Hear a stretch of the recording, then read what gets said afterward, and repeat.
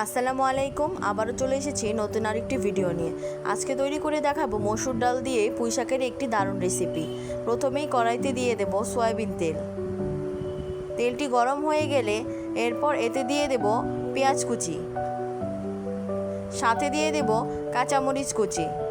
আর যেহেতু আমি এখানে কুচানো রসুন ইউজ করিনি, তাই আমি সামান্য একটু রসুন বাটা দিয়ে পেঁয়াজগুলোকে আর মরিচগুলোকে খুব ভালো করে ভেজে নেব।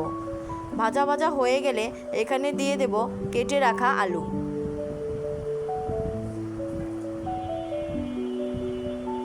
সাথে দিয়ে দেব মসুর ডাল।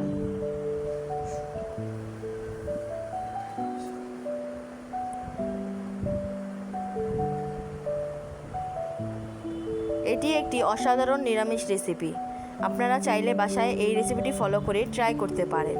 তারপর সাথে দিয়ে দেব হলুদ এবং স্বাদের জন্য দিয়ে দেব লবণ, এবং এই সবগুলোকে একসাথে খুব ভালো করে আমি ভেজে নিব তেলের সাথে।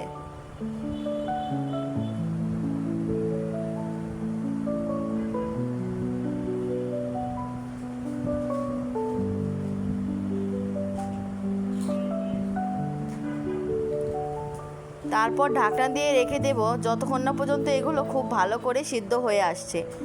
দেখতেই পাচ্ছেন খুব ভালোভাবে মসুর ডালটা আর আলুটা খুব ভালোভাবে সিদ্ধ হয়ে গিয়েছে। এরপর এখানে আমি দিয়ে দেব ধুয়ে কেটে রাখা পুঁই শাক।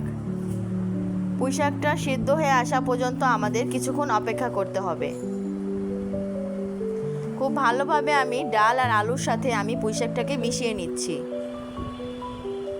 তারপর ঢেকে রেখে দেব কিছুক্ষণ, যাতে যতক্ষণ পর্যন্ত সিদ্ধ না হয়ে আসে। এই পর্যায়ে দেখতে পাচ্ছেন পুঁই শাকটা অনেক বেশি সিদ্ধ হয়ে গিয়েছে। এখানে আমি এখন পরিমাণ মতো পানি দিয়ে দেব এবং রান্না করে নেব 10 থেকে 15 মিনিটের জন্য। আবারও ঢাকনা দিয়ে ঢেকে রাখবো কিছুক্ষণের জন্য। এই রেসিপিটি আপনারা স্টেপ বাই স্টেপ ফলো করলে খুবই উপকৃত হবেন। আমাদের চ্যানেলটির সাথে সবসময় থাকবেন। আপনাদের মূল্যবান মতামতগুলোকে আমাদের সবসময় জানাবেন। কমেন্টের মাধ্যমে জানতে চাইবেন কী কী রেসিপি দরকার। ধন্যবাদ।